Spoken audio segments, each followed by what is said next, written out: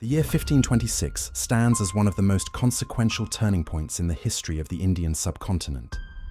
To understand why a single battle fought on a dusty plain in northern India changed everything, we need to step back and look at the world that existed just before that fateful day. The Delhi Sultanate, once a formidable power that had dominated the region for over 3 centuries, had crumbled into weakness and fragmentation. In its place stood Ibrahim Lodi, the last sultan of the Lodi dynasty, a ruler whose arrogance and cruelty had alienated nearly every powerful noble and governor under his command. His own governors despised him, his military commanders questioned his judgment. The empire he ruled was rotting from within, held together by fear rather than loyalty. Far to the northwest, in the rugged highlands of Kabul, a man named Zahir-ud-Din Muhammad Babur was watching this chaos with calculating eyes. Babur was no ordinary warlord. He was a descendant of 2 of the most terrifying conquerors the world had ever seen. Timur the Lame on his father's side, and Genghis Khan on his mother's side. He had already lost and recaptured Samarkand multiple times, experienced the crushing weight of defeat, and rebuilt himself from nothing.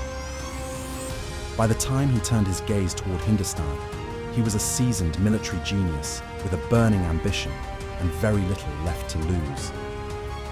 He had attempted raids into the Indian subcontinent before, testing the terrain and the resistance, but this time he came with a purpose far greater than plunder. He came to conquer and to stay. What made Babur's invasion particularly remarkable was that he did not arrive entirely uninvited. Daulat Khan Lodi, the governor of Punjab and a bitter enemy of Ibrahim Lodi, had sent messengers to Babur urging him to invade. He believed Babur would help him overthrow Ibrahim and perhaps take a portion of the empire for himself, leaving Punjab under Daulat Khan's control.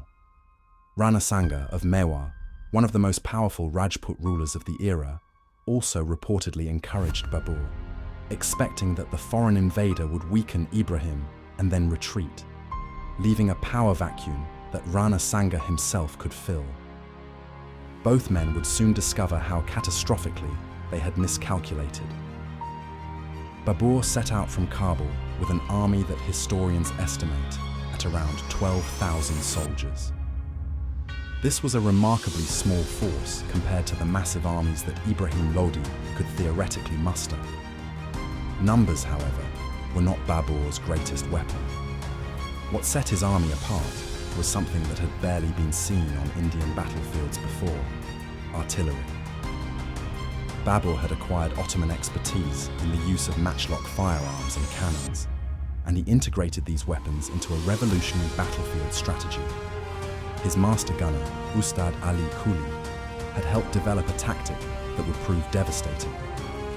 As Babur's forces marched through the Khyber Pass and swept through Punjab, defeating Daulat Khan along the way, the stage was being set for a confrontation that would echo through centuries. The 2 armies met near the town of Panipat, located roughly 87 kilometers north of Delhi, in April of 1526. Ibrahim Lodi arrived with a force that dwarfed Babur's army. Estimates of Ibrahim's forces vary widely, but most accounts suggest he commanded somewhere between 100,000 and 150,000 soldiers, along with a formidable contingent of war elephants. On paper, the outcome should have been obvious. A small invading force from Kabul, facing a massive imperial army on its home ground, should have been crushed without much difficulty. But Babur was not fighting by the old rules. He chose his ground carefully, anchoring his right flank against the town of Panipat and his left flank against a constructed barrier of trees and ditches. This forced Ibrahim's enormous army to compress into a narrower front than its numbers warranted, negating the advantage of sheer size. At the center of Babur's line, he arranged his artillery, cannons mounted on carts, chained together to prevent enemy cavalry from breaking through. This formation, known as the Ottoman method or the tulughma formation, was something Ibrahim's commanders had never encountered before. On the morning of April 21, 1526, Ibrahim Lodi's massive army advanced, What happened next unfolded with brutal efficiency. As the Lodi forces pushed forward, they funneled into the narrow killing ground Babur had prepared. The cannons opened fire with a roar that sent Ibrahim's war elephants into a panic. Animals that were supposed to be instruments of terror turned into engines of destruction for their own side, stampeding backward through the packed ranks of Lodi soldiers. The noise and chaos were unlike anything the Indian soldiers had experienced. While the artillery shattered the center of Ibrahim's advance, Babur unleashed his flanking cavalry units, the tulughma wings, which swept around the sides of the Lodi army and attacked from the rear.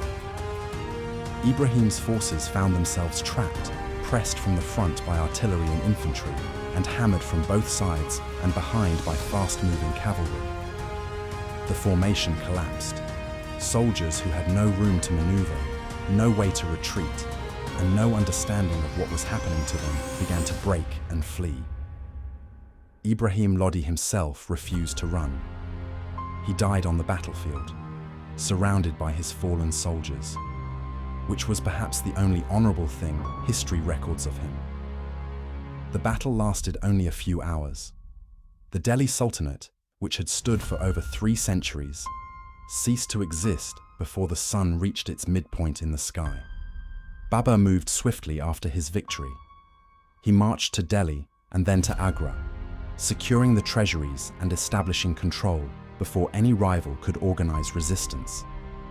Among the treasures he acquired was the legendary Koh-i-Noor diamond, taken from the family of the defeated Raja of Gwalior. Babur declared himself the Emperor of Hindustan, and with that declaration, the Mughal Empire was born.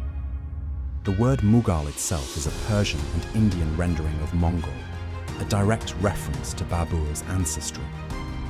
The significance of the First Battle of Panipat cannot be overstated.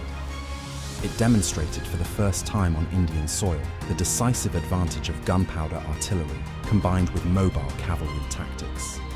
It ended one dynasty and began another that would shape the subcontinent for over 3 centuries. The Mughal Empire that Babur founded would eventually produce rulers like Akbar the Great, Shah Jahan, who built the Taj Mahal, and Aurangzeb, whose reign marked both the empire's greatest territorial extent and the beginning of its long decline. Panipat itself would witness 2 more battles of enormous historical consequence, in 1556 and in 1761, earning it a grim reputation as the graveyard of empires. But it was the first battle, fought on that April morning of 1526, that set everything in motion. A small, disciplined, technologically advanced army defeated a massive but outdated force, and in doing so, rewrote the destiny of an entire civilization. The lesson Panipat teaches is not simply about military tactics or the power of gunpowder. It is about how vision, adaptability, and the willingness to fight differently can overturn even the most overwhelming odds.